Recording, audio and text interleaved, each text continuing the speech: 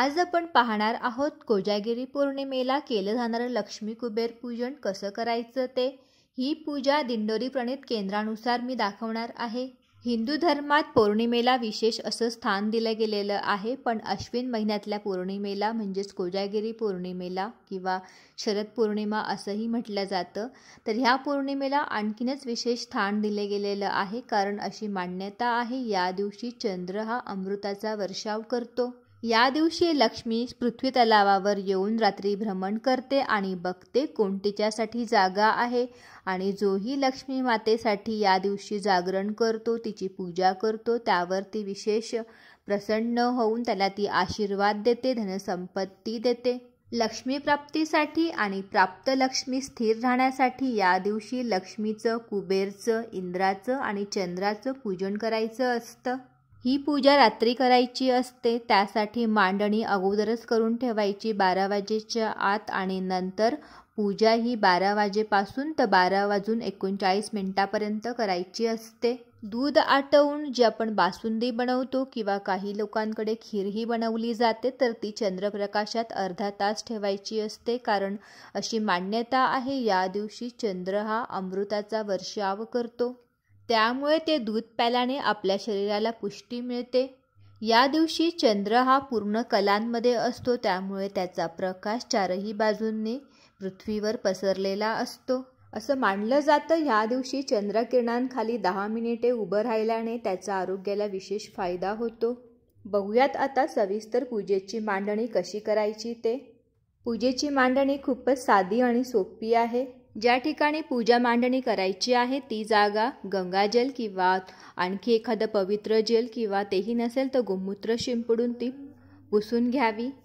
पूजा करताना आपले तोंड पूर्वेकडे किंवा उत्तरेकडे येईल याची काळजी घ्यावी। त्यावर एक पाट किंवा चौरंग मांडावा, त्याभोवती रांगोळी काढून ती जागा सुशोभित करावी। पाटावर किंवा चौरंगावर पांढरं वस्त्र अंथरावं। लक्ष्मी मातेचा फोटो ठेवावा, जर तुमच्याकडे फोटो नसेल तर नाही ठेवला तरीही चालेल, कारण आपण लक्ष्मीची सुपारी मांडणारच आहोत पाटावर। मध्यभागी थोडेसे तांदूळ घेऊन तांदळाची आरास तयार करायची।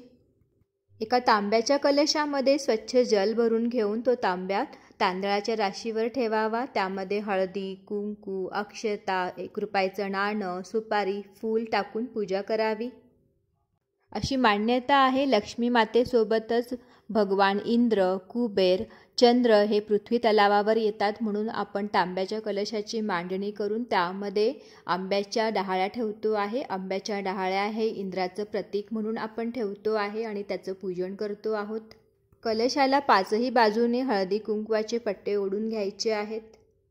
कलशाच्या उजव्या बाजूला विड्याची 2 पानं ठेवायची आहेत, त्यावर थोडे तांदूळ टाकायचे आहेत आणि 1 सुपारी ठेवायची आहे। ही सुपारी लक्ष्मी म्हणून आपल्याला याचं पूजन करायचं आहे।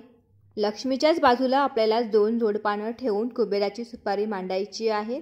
दोघं पानांवर थोड्या थोड्या अक्षता मी टाकून घेतल्या आहेत आणि लक्ष्मीची आणि कुबेरची सुपारी मी ठेवली आहे।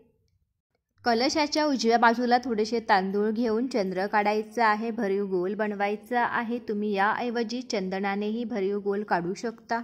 कोजागिरी पौर्णिमेच्या दिवशी 12 वाजेच्या आत अशी ही मांडणी करायची आहे। आपली मांडणी करून झालेली आहे। आता दिवा मी ठेवला आहे। पूजा चालू करण्याआधी दिवा लावून घ्यायचा आहे, मगच पूजा करायची आहे। लक्ष्मी मातेच्या फोटोची पंचोपचार पूजा करायची आहे। हळदी, कुंकू, अक्षता, लाल फूल व्हायचं आहे, धूपदीप ओवाळायचा आहे।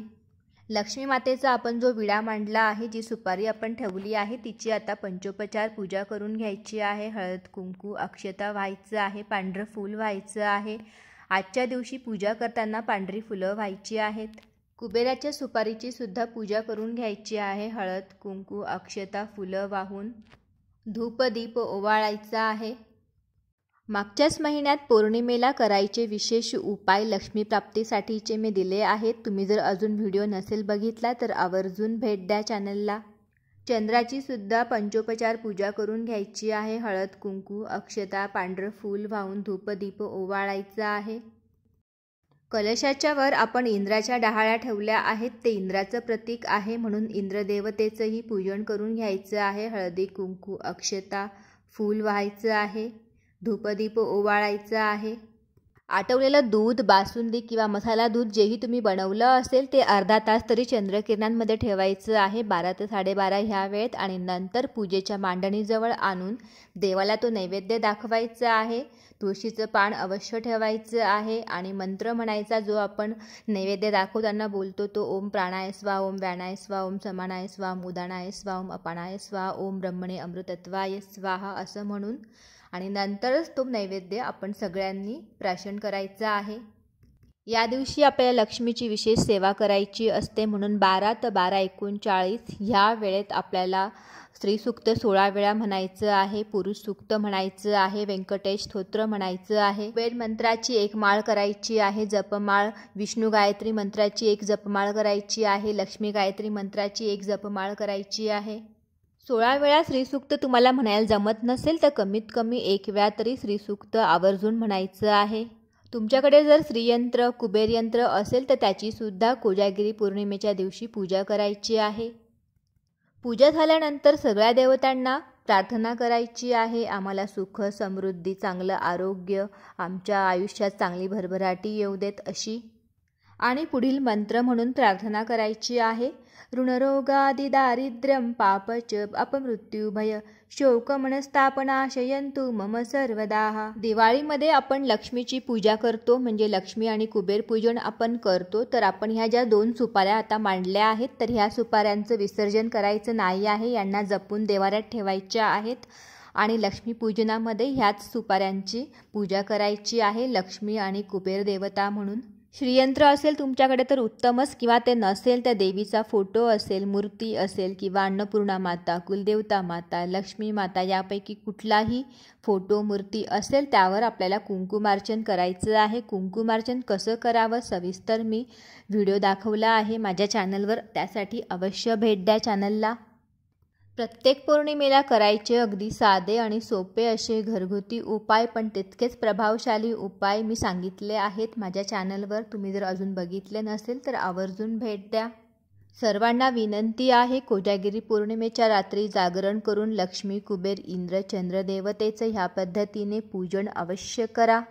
मी आशा करते तुम्हाला या पूजेमार्फत जेही तुमच्या मनात प्रश्न असतील त्याची उत्तरं तुम्हाला मिळाली असतील. जर तुम्हाला फ्रेंड्स व्हिडिओ आवडला असेल तर नक्कीच लाईक करा, तुमच्या फ्रेंड्समध्ये शेअर करा, म्हणजे त्यांनाही अशी पूजा घरी करता येईल. आणि चॅनलला नवीन असाल तर माझं चॅनल सबस्क्राईब करा. तुमचा अमूल्य वेळ काढून माझा व्हिडिओ पाहिल्याबद्दल सर्वांचे मनपूर्वक धन्यवाद.